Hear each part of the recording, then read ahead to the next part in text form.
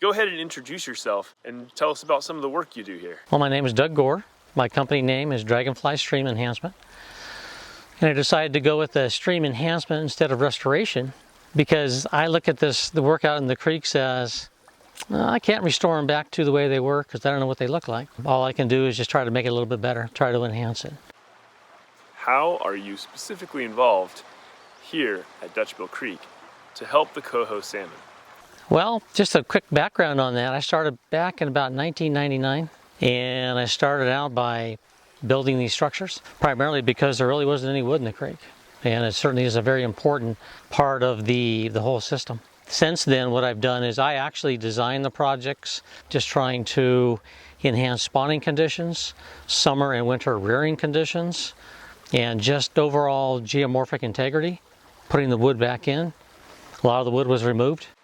Can you elaborate a little more? Why was the wood removed from this area? You can only assume that it was done for flood control. And right here in this particular spot where we're standing, there used to be a dam underneath the walk bridge there. Back water all the way up to the other bridge and beyond. I think people just wanted to have this clear so they can put kayaks and boats and swim in here, and it would be safer. Why do you think it's important to help the coho salmon? Well, I've not met a person yet that didn't appreciate salmon and their life cycle, their commitment to do whatever they have to do to get up to here to spawn. I have nothing but regard and respect for them, for their tenacity. When I talk to people about the work that I do, I always get positive responses. Even though people can't come out and maybe see them spawning, they still enjoy in knowing that they're here. You know, because extinction is forever.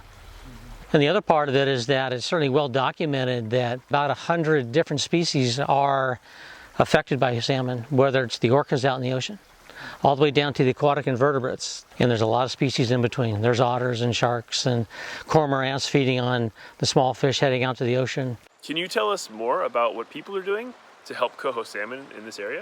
In the last couple of years, Camp Meeker is releasing water. In the summer, especially this year, is going to be really critical because rainfall was very low in the winter. And also the work that Westminster Woods has done as far as they used to pump out of the creek. They're not doing that anymore. So we've got more water in the creek because of these things. The habitat work is critical. Up the stream here, 2 years ago, I built a structure that backed up spawning size gravel. And I personally witnessed 8 reds going in. And a red is just another name for a nest. It's a Scottish word that means to make ready. So that's pretty incredible. You know, the structures are definitely helping out quite a bit. How is communication important in your work with the coho salmon? I communicate with NOAA Fisheries, biologists there, biologists with Fish and Game, and then also the folks that are doing the coho monitoring. They've been very helpful in getting grant money because I've been able to go to them and say, hey, where have you documented where these reds have gone in? They've got it all mapped out. So I can take that and put that into the grant proposal. You know, the landowner here, Chris here at the woods, getting access. I'll talk to landowners sometimes to see if, where they're seeing fish spawning. Is there anything else you'd like to add? People ask me a lot why I do this. Because my background actually is I'm a structural steel welder, certified welder. So it's kind of a far reach in between the two. But I knew when I was 7 years old that I was going to be doing this. For me, it's the 3 P's in the C. It's purpose, passion, pleasure, and lots of curiosity. Like coming out, turning over the rocks, looking for bugs. It's awe and wonder. All kind of woven into this.